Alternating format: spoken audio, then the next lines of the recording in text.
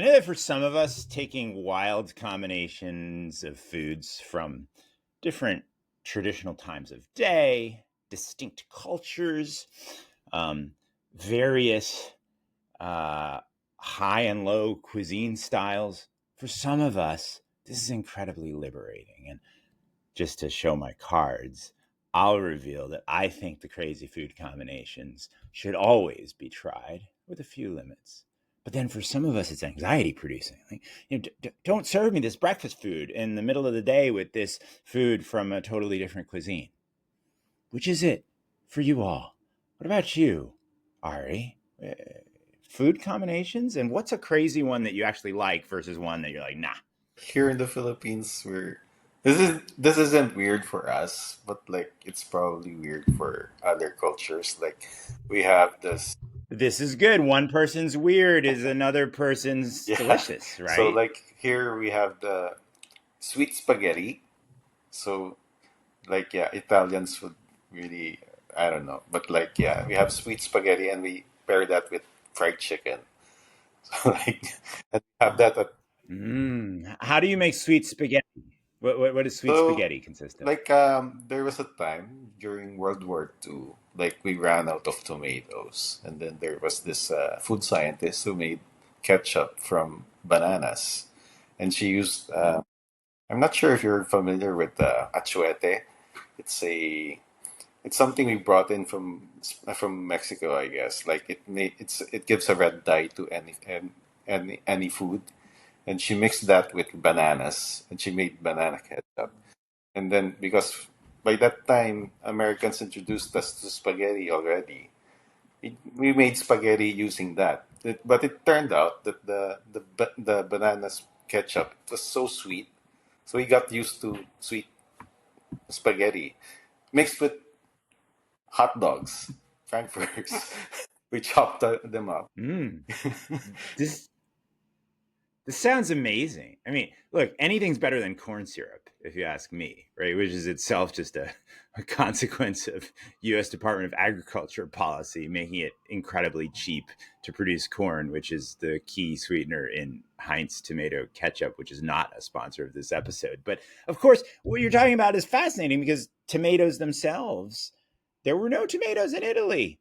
Until they came from the Americas. And in fact, I remember being in the Kimchi Museum in Seoul and learning about where the red spices came from. Also, the Americas, I think in that case, via Spain. So this all gets crazy. What about you, Neil? Is there a mixture of crazy things that some people in the world, some benighted, ignorant people in the world who might not know about banana-based sweet spaghetti might not have their heads around? Yeah, so I also have a weird food combination which is like putting Mang Tomas or like which is not sponsored by the way. It's a liver gravy sauce and that is combined on corned beef and like since Prof. Ari also mentioned the sweet spaghetti since we are Filipino, we love rice. Yeah.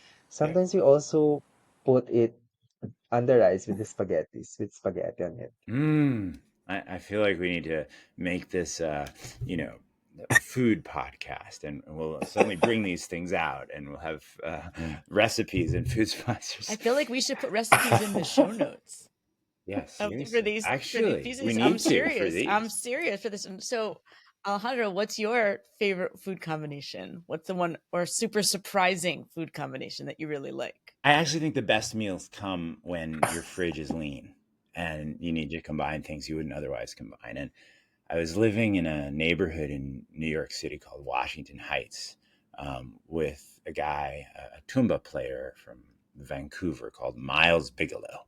And hello, Miles, if you're hearing this. Miles and I had maybe four things in the house, right? It was not a well stocked larder. And I think if I remember right, it was corn tortillas because I always kept packs of 36 in the freezer. I could have nothing else, but I'd be living off corn tortillas. That's been my whole life. I got the Germans into it and the Spaniards. I get everybody into tortillas. You got to watch out. You got to watch out with me and tortillas. But then we had chocolate bars and some kind of cheese and nuts, and we just took them all and hot sauce, and we created these incredible sort of chocolate quesadillas on a skillet. And Miles and I were convinced we'd invented the best food ever. We used to try it on guests. They'd come over, and one of us would be trying to impress someone that we liked, and no one was interested in even trying this. But to this day, I don't think I've described it exactly right. You can't. You have to taste it. But it was just incredible. And of course, I'm Mexican American, and only we, the people that I come from, could have invented mole sauce, which is basically spicy chocolate sauce in a savory food. I mean, does it get any better? All sounds really good. I think you need show notes now for your concoction, whatever it's called, with the That's recipe, right. if you remember it. Yeah. It's so true. It's Yeah. so true. Of course, there are times when the crazy food combination doesn't work out as brilliantly as the ones that we've tried, which we know now are going to become very popular because of this conversation. And those, you know what? Those are part of the process, right? Like, it doesn't come out quite wrong. You've just combined you've put kimchi on homemade sarma, which is rolled grape leaves, sometimes referred to in the U.S. as dolma, and you're not sure. Are you going to do the kimchi with sarma? But it's always worth trying, in my humble opinion.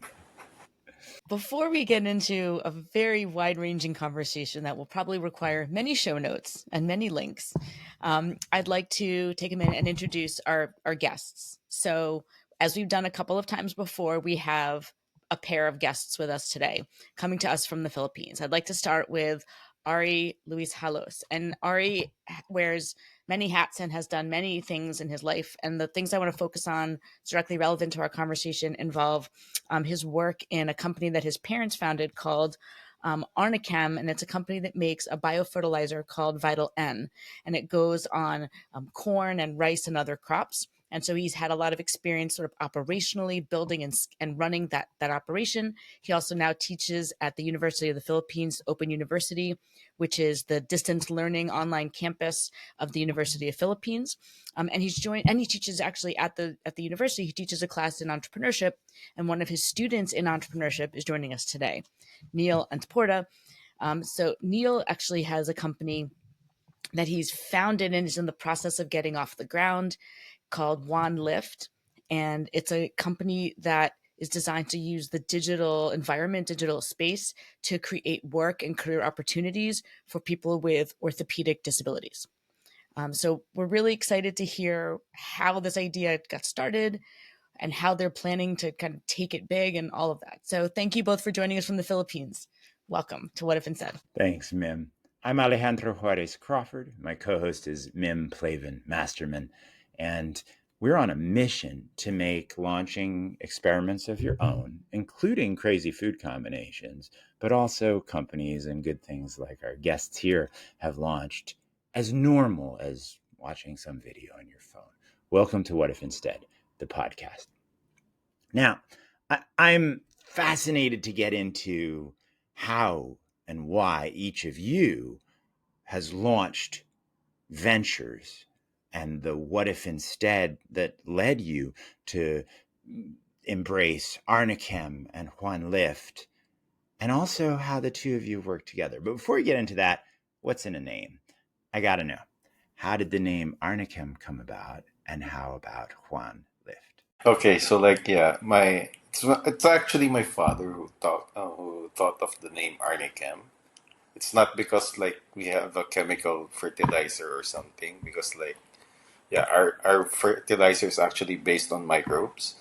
But what he did was like he took our pet names and combined them. So like in Arnichem, the AR is my name, Ari, and the N comes from my mom's her nickname, Nina. Then the I comes from my sister Imnas's name. Then my dad's name is Ponciano, but he's called His nickname is Chito, so that's where the CH came from. And then my youngest brother is named Emmanuel. So like we just combined all these, my dad combined all of this and came up with Arnichem. So like if I introduce myself, they ask us, "What kind of chemicals do you make?" Like, no, we don't make any chemicals. We're actually into bio fertilizers and stuff, but microbes. Like yeah.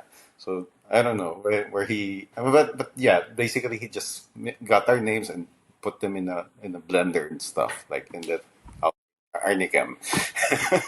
I just love it. It's a beautiful full family portmanteau of nicknames. And Ari, you don't know this, but we have something in common in that it wasn't a company at this stage, but when I was 9 years old, my younger brother convinced my parents to get a dog, and we adopted the dog from the SPCA, etc. But we could not agree on a name.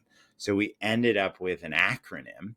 It sounds like a shadowy organization. It was SAHM. So we called the dog Sam, but it really stood for Snapper Amnon Henry Max, which I guess were the what each of us thought of. Yeah, I think my brother was going for Snapper, which sounded real tough to his 8-year-old self. Anyway, Henry had been my grandfather's dog. Amnon, of course, was my mother, and Max was my dad. So there you go. But wait, what about Juan Lift? Where did that name come from? Yeah, so Juan is a popular name here in the Philippines, which is a Spanish name. In English, it's John. So they are usually names for protagonists on movies or teleseries. So and Live, which is something that needs to move differently. So we people who have orthopedic disabilities, we are associated with that. But we wanted also to challenge the norm that we PWDs can live also the digital economies by providing decent works. Let's Yeah. start actually with that point where this idea of lift has these two meanings, right? Both moving differently and using the digital space in new ways. Can you unpack each of those for us in terms of how Juan Lift does each one? Yeah, so here in the Philippines, there are a lot of programs for PWDs, but people who are in wheelchair are being left behind because, of course, they are not physically able. So in One Leaf, we wanted to digitalize as there are a lot of opportunities waiting for them here in the digital era. So going on this, it's very convenient, accessible, and very sustainable. So yeah, we come up on that. Can you give us an example or a story of how Juan Lift would remove a barrier? And also, just for listeners who may not know the acronym, tell us about PWD, what that means, what the barrier is, and how Juan Lift gets us over it. Yeah, so PWD stands for persons with disabilities. So one example is me. I am a PWD who have autoimmune disease, and upon upon thinking about my future, I'm a little bit worried because there are no jobs that is suitable for me. Employers, I tried to apply on different jobs, and employers often demand for your physical presence, which a challenge for me since there are no accessible transportation and infrastructure here in the Philippines. So in One Lift, we will solve that by providing trainings and upskilling for people who have orthopedic disabilities and by just going digital. So to follow up on that for 1 second, so is the idea that the training and the upskilling would allow the people with disabilities to do remote work from their house? Is that the Yeah, plan?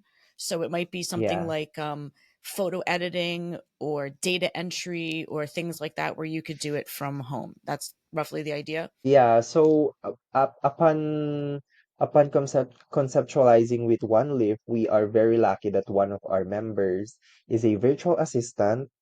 So she made a huge contribution on our project, and we wanted to niche it down our business, which is to focus on healthcare industry. It's very refreshing to hear and fascinating that a people who have disability is working at the healthcare industry, which is often associated with assistance on us. Now, the traditional approach has always involved ramps and literally physical lifts to make entry into places possible.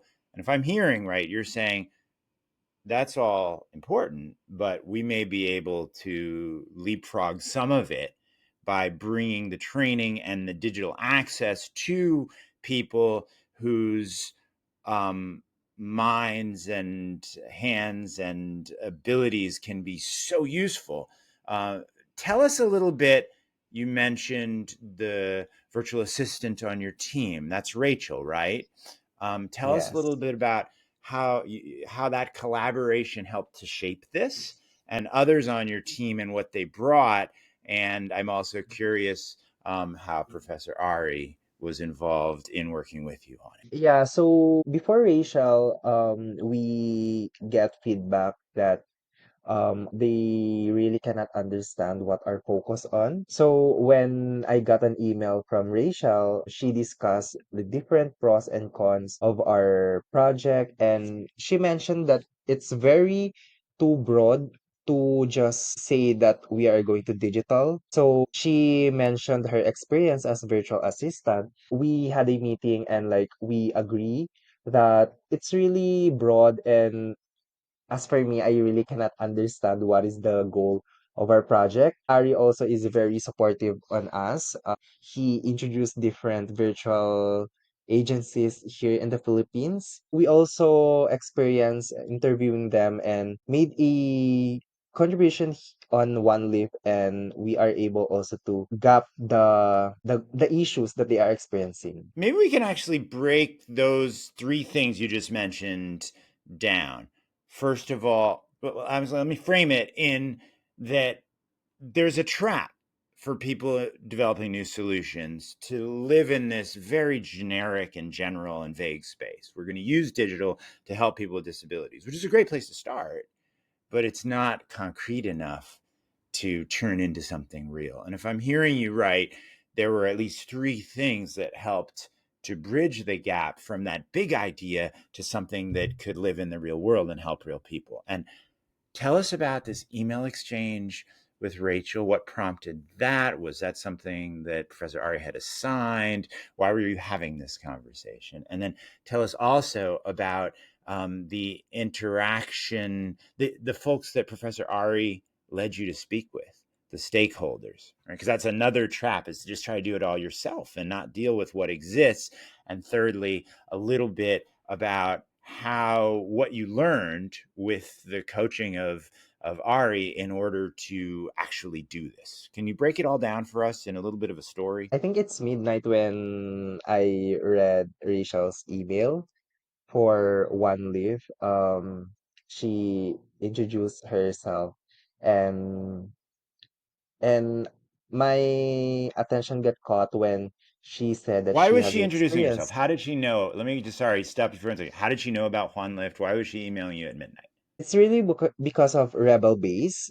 So it's an online platform, and we posted there our project called One Leaf, and we also posted our goals, what is the problems, what is our solution. So upon reading that we are going to digital, she immediately emailed us, and as I said, she introduced her as a virtual assistant. So that when it all started, the magic happens, and it's a roller coaster ride already. This makes me think of our food combinations, right? You bring your vision together with her experience as a digital assistant, and suddenly you have enchiladas with mole sauce or something like that. I feel like that's not the metaphor we want to No, it's not be working. going for. Right. I feel like Thank we're you. better off with like sweet spaghetti and fried chicken. Somehow, Okay. like, Then it became sweet spaghetti, Filipino style. All right? right. Like, Better, yeah, better. a Okay. little Okay. better, a little better. Okay. We're cooking with sweet spaghetti. All right. So please Mhm. go on. Yeah, so we also get in touch with different virtual agencies here in the Philippines, thanks to Sir Ari. And we learned that they also offer trainings for people who have disabilities. But the thing is, they just offer trainings and there are no assurance that these trained, uniquely abled people are going to have a decent job. So that's when we want to fill the gap for One Lift. They also mentioned that they also struggles on being not technologically adept and lack of resources. So that's something that we wanted to bridge. And for One Lift, what we want, our goal is just to give sustainable work and opportunities for people who have disabilities. So I want to pick up on one of the things that you said just now, and actually ask Ari to explain some of how this works. Because if I understand you right, you have a two-sided market challenge. You have to have the supply of people with the skills that can be done at home, and then you have to have the companies willing to hire those people or the jobs available for those people. How do you think about helping employers understand why they should want this?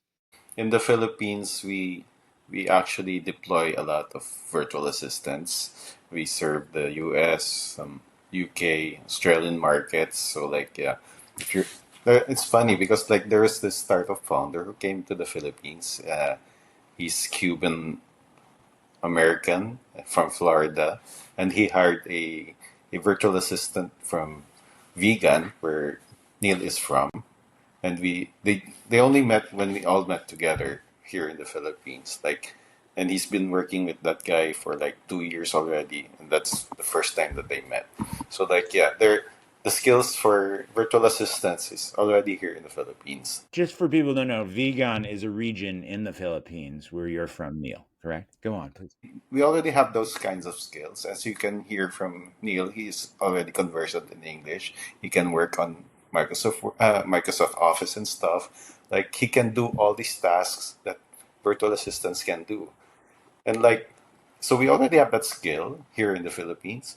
Like we only need to connect these guys, people like Neil, to people in the states. Like usually the guys who get virtual assistants from here are either startup founders or small business owners who hire them for like bookkeeping and stuff like on QuickBooks. So I'm not sure if you're like yeah if they're a sponsor, but like yeah Yeah, they work on yeah. stuff like that. Some of them do graphic designing. Some do what's this? They play around with Excel and do all these what's this pivot tables and stuff.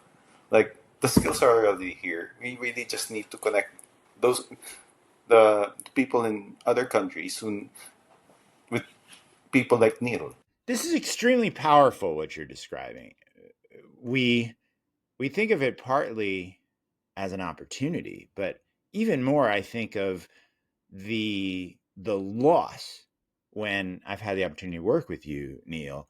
If someone doesn't get the benefit of your brain and your skills, we're losing the best of our talent to that project. And what I love about your what if instead is you're saying, well, there are many of us who have talent that someone really needs it, skills that someone really needs, and and by bridging this gap, we're creating all kinds of value. And so there are at least two places I'm so curious where to go. One is very practical, which is for Juan Lift.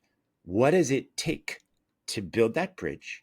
What are how have you tested it out with and modeled it out to say what are the obstacles, what are the missing pieces, and how do you make it work? And then the other question is actually to segue a little bit into the fact that we all have even worked together in a learning situation. And I'd be curious, Ari, after that, to ask you to think a little bit about what has it been like to work with people in 20 different countries to solve problems together, including on this project. You first, Nylle.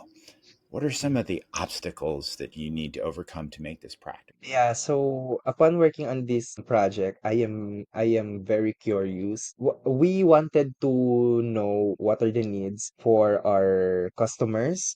Technically, we did different surveys and interviews from PWD representatives, stakeholders, government agencies, NGOs, for PWDs, and also for doctors and clinics who will be our customer. Like one of the challenges that we face is really it's really gathering them because there are constraint on time, but they are very accommodating for us to lend their time. And for One Lift, we had a struggle on our financial model. So like we computed different results that make One Lift profitable. So yeah, but aside from addressing the technologically adept or lack of resources, we have done our research. So yeah. So, why develop this in a global forum?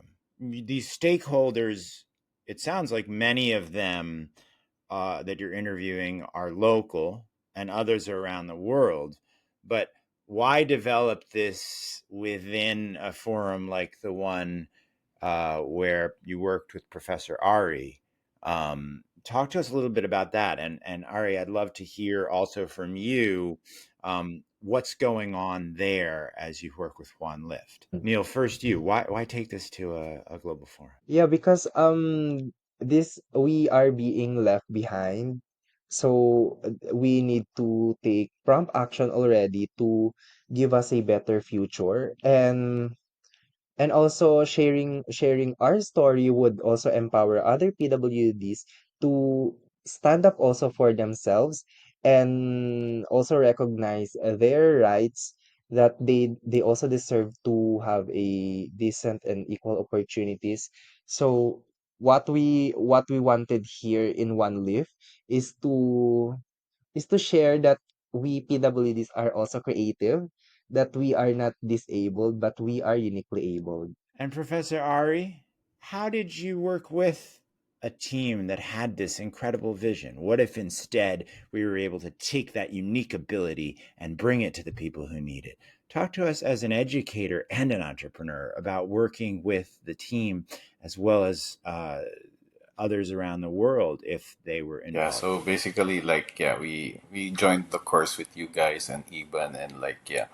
So what happened was that we were exposed to people from all around the world in different situations, and most of them are in very difficult situations, like people from Myanmar getting scared of being not out a student today and a soldier tomorrow, like people in Afghanistan where women don't can't even earn a high school degree and yet dreaming of becoming a doctor, stuff like that. And what inspired me about Neil's situation is that, like, yeah, he says he's got orthopedic problems. He has problems with mobility, but he's making he's making the effort to lift himself up, not just himself, but people like him. So like yeah, that's what inspired me. So like yeah, I tried to also with my other students. I tried to link them with people in my network. Like we met up with. So after meeting with Neil in his place in Vegan, we went to a city called Baguio. Not so near, not so far from where Neil is. And then we met with a entrepreneur who also has a VA, a virtual assistant agency, and she's from an indigenous people group. She's from a tribe, and she's helping people in her tribe to become virtual assistants also, like working on QuickBooks and stuff like that. So I thought that what she was doing for her tribespeople, like people in literally in mountains, becoming virtual assistants for people in the States, in Australia. And I said, maybe Neil should have a conversation with her. And they actually met online. And like, yeah, it was in a way like yeah, I'm glad that I was part of that enabling process. And like, yeah, I also heard of someone from Bangladesh, where they had problems with what's this, taking care of the inheritance of the women. And like I was saying, I was also under because my dad recently died, and I also took care of our inheritance. And it's a difficult process, and I can't imagine like we in our case in the Philippines it's difficult as it is, and it's doubly difficult for women in Bangladesh to take care of their inheritance. So like so I reached and I told the people working on that project like, oh, you have a solution that could probably also apply in our case. Like, if you have a difficulty there, maybe you can probably start trying your solution in our case a little bit easier, but like it will help you gain experience in applying it in your case back in Bangladesh. So I just wanted to know that was Team Ashroy, and then over to you. Excuse me, ma'am. So I have an observation and a question. So it sounds like, if I'm understanding the business model correctly, it's a staffing and placement agency, sort of all in one. Okay. So when Nylle and when Ari and Nylle, when you coordinated meeting with this woman trying to do the same thing or doing the same thing for the indigenous, at some level, she's your competitor. Why would she help you? And that, I don't mean that. I know it sounds funny, but like, why? Right? I mean, why would? Yeah. Yeah, for one thing, because like she realized that the market is so big. Like she can't serve it by herself. As it is, she was already like, yeah, Okay. she was already having some staffing problems as well. Sometimes you're working together to get customers in the global market that neither of you would have otherwise got. Yeah, because like she was working more on what's this, like on bookkeeping. So like, yeah, that's one skill that yeah probably doesn't appeal to many people. Like you're dealing with numbers and stuff, and then like yeah, Hey, careful. I was a recovering math nerd here. I love the I numbers. love numbers, so like, and then like some people they are creative, so like they work on like stuff like yeah, graphic design. Others are have patience to like to look into patients' records, like what Neil's probably planning to do. Like there's so many skills, there's so many. The market is huge, so like yeah, it's like what we did before in also in my company. Like we collaborate also with people who, when you look on paper, they're actually competitors. But like if we collaborate, like you supply the seeds, I supply the fertilizer. So like yeah, we work together to enter a market. There's an old song. You've got the brains, I've got the brawn. Let's make lots of money. But seriously, you've got this fertilizer, I've got the seeds. Will you tell us a story about how that happened? So two places I'm hoping to go. One, tell us about that, how you were able to collaborate effectively. And I'm also interested in this idea you've articulated, Ari, of all these talents that might not be together. You might not have known each other from school or from work, and yet we're able to bring them together. And I want to know if that's part of Juan Lift's vision. So, first, talk to us about that story. There was this bidding in province down south, and they were looking for a lot of products. Like it would be impossible for a single supplier to supply them all. So like yeah, I had a friend who had another friend. He linked us together. He said, "Oh, let's bid on this project together." So like yeah, I supply the fertilizers and you supply the seeds. You supply another. Like there were like two kinds of fertilizers then, so I supplied one of them. For the customer, you were presenting a complete solution together. Am I hearing you right? Essentially, that's what we did. We collaborated to bring a complete solution to the province. And did your customer appreciate that collaboration? Can you tell us that part of the story? Instead of them like talking to so many people, like because here in the Philippines we had, yeah, the government has so many failed bids because like no single supplier can bring in everything. So like working together, we were able to get the we were we were able to enable the province to buy the whole complete solution, and like if they had problems, they just had to talk to just one person. So this is a very powerful idea.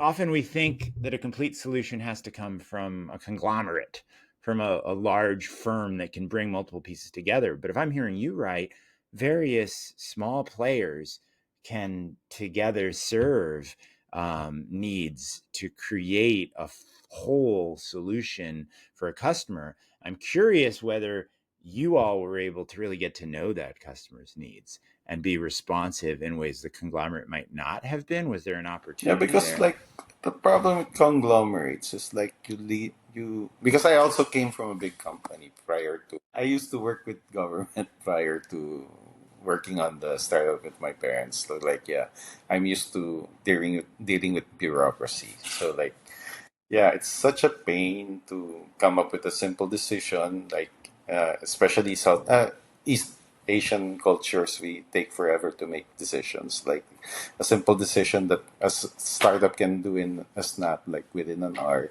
takes 2 weeks at least in a big. I don't want to try to challenge your leadership there, but I think decisions with bureaucracies, that's a universal, right?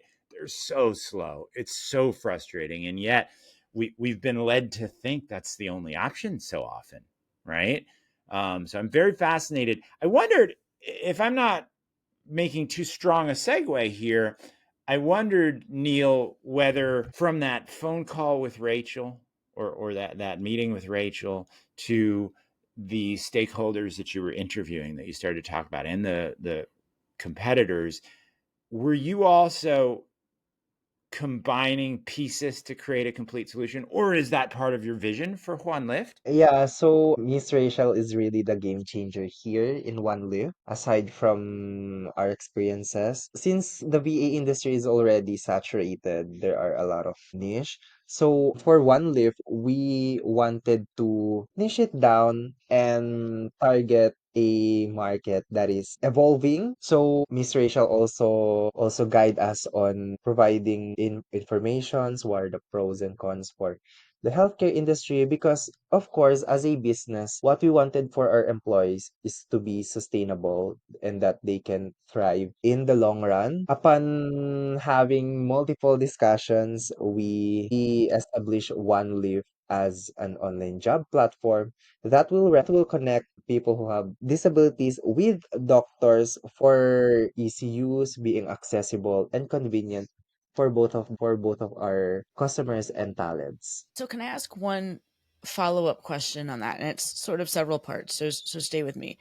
Um, you've talked about, and Ari has talked about supporting companies in Australia, in the States, throughout Southeast Asia, where the insurance for healthcare is really different, right? Some countries have a national health service, like in Australia, for example. So supporting the doctors in some ways is much more uniform, much easier than in the States, where we have a patchwork system of and some people are covered by employer health insurance, some are covered by government, right? It's kind of all over the place. So the reason I'm asking this is when we think about like the health insurance market, in some areas it seems like a really natural fit. Anywhere where there's a national health service seems like a really straightforward thing to make sure that you are able to provide the constant training and upskilling for the people. I'm just wondering, like, I'm saying this as someone who's had to navigate the US health system. It's a mess. So how are you how are you training, or how are you ensuring that all the people that you're training are able to navigate the 15 different insurance rules and regulations to help the doctors? The reason I'm asking all this, and my setup is, if the goal is make your people incredibly useful to the doctors, that's a much harder thing in the States with our mess of insurance than in some other countries. For One Live, since we also research about the healthcare system in the United States, up and in One Live, we are not just here to provide them trainings, but also to comply on the laws in the United States. So one of the features of in One Live is to train people who have disabilities on HIPAA. So it's like the Yep, Data the Privacy Act, privacy. Yep. yeah, in the United States.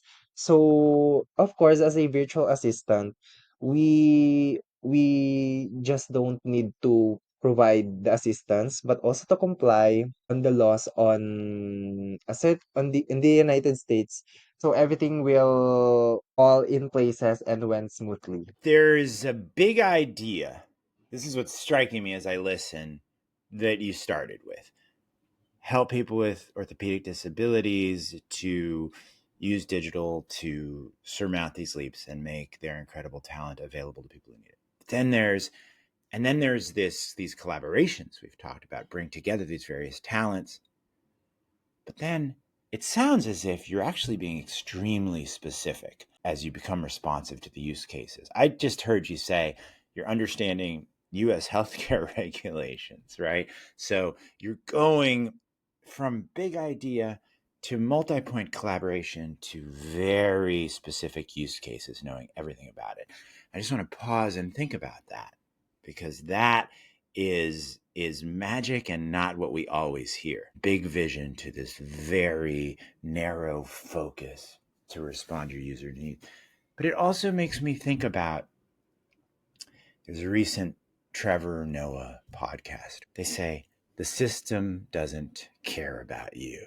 And then Christina Mbegwe, who's his co-host with Trevor Noah, says, I was on the phone to customer service for hours crying because of claims. And she's speaking about the shooting of the CEO of United Healthcare. And she says it in a way, and they're talking about how, while they don't endorse that shooting, they relate to the intense pain of what Mim and I call life in cattle class. So I want to ask you, as you're thinking about these needs, you've really focused my mind on how can we small innovators meet needs in ways that the conglomerates are failing to do? How do each of you think about that big problem, even as you're testing these incredible and really bringing these incredible solutions from Juan Lift to Ari and Nylle? So, like, yeah, I'm sorry if I want to. I'm sorry, Neil, if I want to comment on because, like, my sister's a doctor in the States, and yeah, they complain about not being able to give patient care. They're actually more like defending their decisions to the insurance companies. So, like, yeah, if you have virtual assistant who understands these healthcare needs, like, because like Neil's a PWD, he goes to the hospital quite often, so he feels these things, that he knows that these things are actually necessary procedures. So, like, the doctor, like my sister, she was trained to like operate. No, she's actually a psychiatrist, so she's playing with people's minds. But nevertheless, she's more of like, yeah, she's trained on treatment. She's trained on helping people get better, rather than Ari's sister, if you're busy playing with people's minds right now, he also said you're trained to help people yeah. get better. Just So saying. she wasn't trained to become a lawyer. She was trained to become a doctor, to treat people, not defend her decisions to some other, so to these big conglomerates. So the doctor feels that her decisions are being overridden, or she's having to navigate what the lawyers think is important. I'm hearing right, Yeah, so aren't I? like, yeah, that's why I'm thinking that Neil has a real big opportunity. One Lift has a big opportunity here. Like, people are frustrated with that kind of system. They're paying through the nose for insurance, and they expect when they get sick, the insurance will take care of them. Turns out that there are lots of denials. Like, yeah, so frustrating. Yeah, this is so striking. There's a phrase in user experience design, right? Empathy based, designing based on empathy. But if we don't know the situation the way Ari describes you knowing it, Neil, how empathetic can we be? Then our empathy is just good intention from a distance, and we all know how counterproductive someone's good intentions can be. And I don't now mean from a distance remotely, I mean from a distance situationally. Can you pick up, Neil? It's very powerful what Professor Ari has said.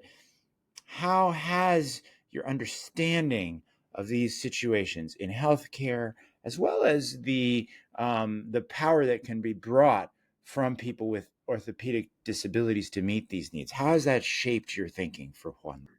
Yeah, so during our sustainable entrepreneurship class, Sir Sebastian mentioned that if you are closer to the pain, you will most likely get a solution. So as a PWD who experienced different struggles, and also of course, as a PWD, I have health issues. So I also go to different hospitals for checkups.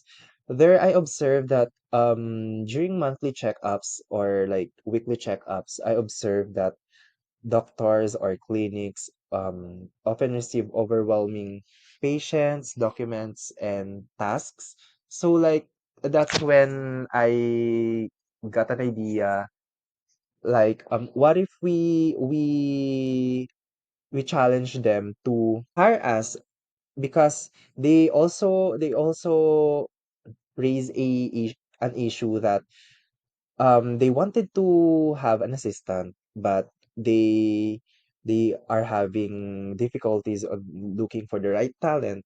So as me who is digitally adept, who has a background on like different virtual assistant and also can manipulate computers. That's when I got an idea. What if we are the assistant for Hmm. doctors? And Hmm. that's when Who like who the might not be idea came that up. good at what you know how to do in terms of manipulating things with computers, right? So the doctor can be good at the psychiatry or the surgery. You can do this other part. Keep talking. I'm really transfixed by this. Mm. Yeah, so that's when an idea came up with me. So what if we become the assistant and not just the people who need assistance?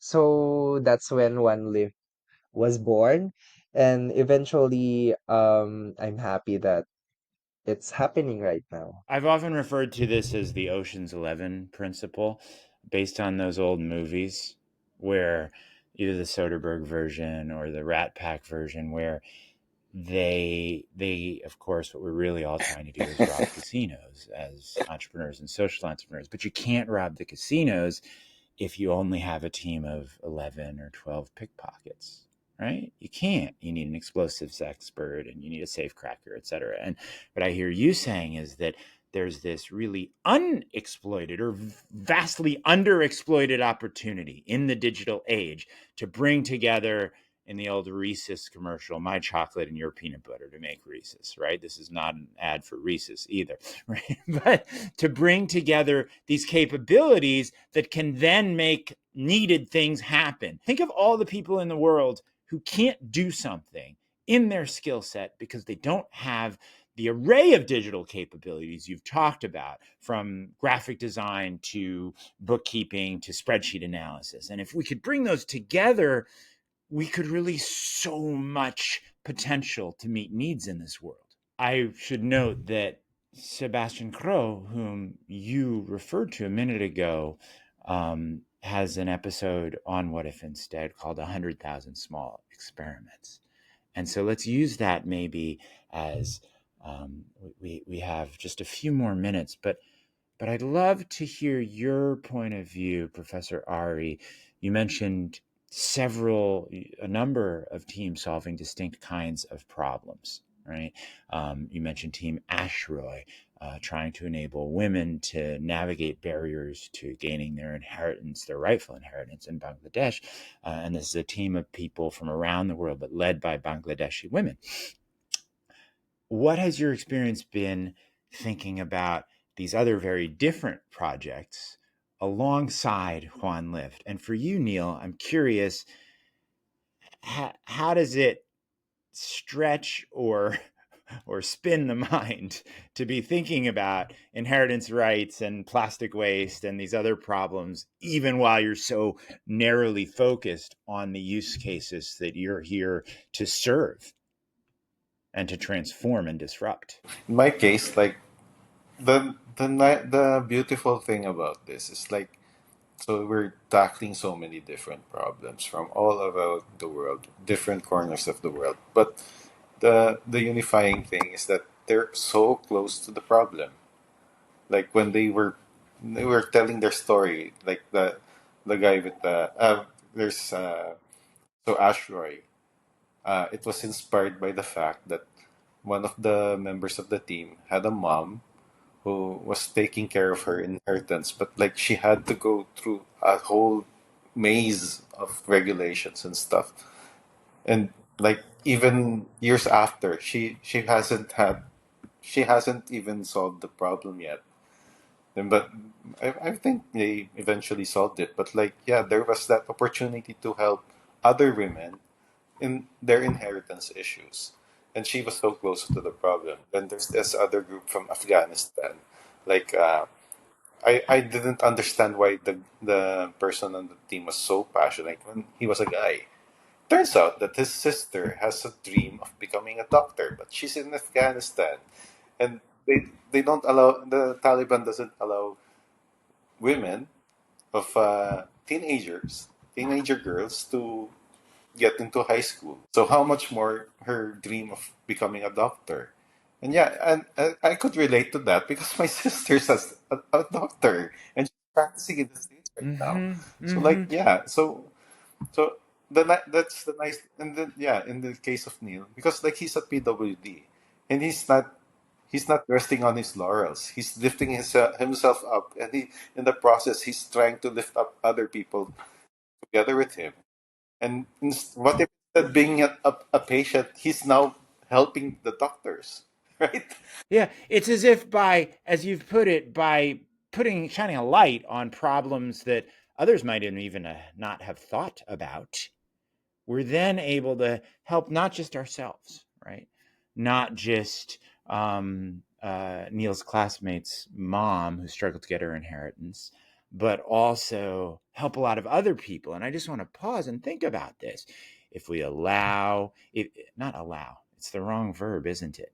When you seize, Neil, the opportunity to identify these needs, show this opportunity, then, as Professor Ari has said, you're able to open up opportunity for a lot of other people. By the way, the project focused on women in Afghanistan is called Hope Across Borders, and I'm really happy to say that one of our judges at the competition, Henny Romain, was so inspired by that project that she personally offered to meet the ask for resources to launch that project, and is now in touch with the team to do that. So that's another type of connection, in addition to talent, that when you bring people together in this way, we can also bring resources which are looking to enable solutions like.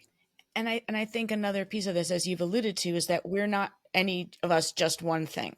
We're many things, from where we come from to who we grew up with to where we live to whatever makes us who we are. But there's multiple Venn diagrams where some part of our experience is relevant for somebody else's opportunity, even if it's not the thing that we're working on. Like I might know someone who's a person with disabilities. I'm like, oh wait, I should tell them about this thing that they could now go do, because I didn't even think that it was an opportunity for them until Neil presented it. Or I might have expertise from a completely different area that's really relevant to help him fill a little hole or a missing piece in what he's doing. Wait, that's amazing. So there's not just a permission, but there are synapses that fire Yeah. of opportunities we see. Tony Hsieh, who founded Zappos, an online shoe company that got acquired by Amazon, he talked in his book Delivering Happiness about these tests where folks would read a book and there would be $100 bills or codes, I forget what, and he thought of it in terms of optimism, but I'm tempted to say there's an entrepreneurial mindset, which and the point of these tests was that if you lacked that mindset, you didn't even notice the $100 opportunities. Now you're taking it way beyond $100 bills here, Neil, and you're opening up whole ways that things could work differently in the world, to open up, to solve problems, to bring talent to opportunity. Nylle, talk to us a little bit about, are there ways as you do this, whom would you love to make it possible to ask the what if instead question the way you are, if I may? Yeah, so as I've said, I am closer to the pain, and this is also why I took digital entrepreneurship at the University of the Philippines to to give the opportunity to have a decent work for PWDs, because I am a living proof that if we are given the assistance and the support, we are able to perform well on our field. So, on this episode, I just want to share my stories and my project to all our possible customers, which is the doctors and possible investors, because our project is not just about for the money, but it is for the future for PWDs like me, and a testament that we have we have an opportunity that is waiting for us, that our life will not just revolve around our wheelchairs on our home, that and that we are also respected and given the opportunity that we deserve. So like on One Lift, we believe that no one is left behind. So it is our goal also to provide them and also make it sustainable. Nylle, Antiporda, Ari Halos, you make clear to me what it means to ask what if instead and bring the vision you just described, Nylle. And I'd ask all our listeners, when you're doom scrolling and reading that news story, and it just seems as everything's impossible, just press that back 30 seconds or back 15 and listen to what Nylle just said, because it's that I think can fuel a future worth having. Thank you so much for joining us here on What If Instead.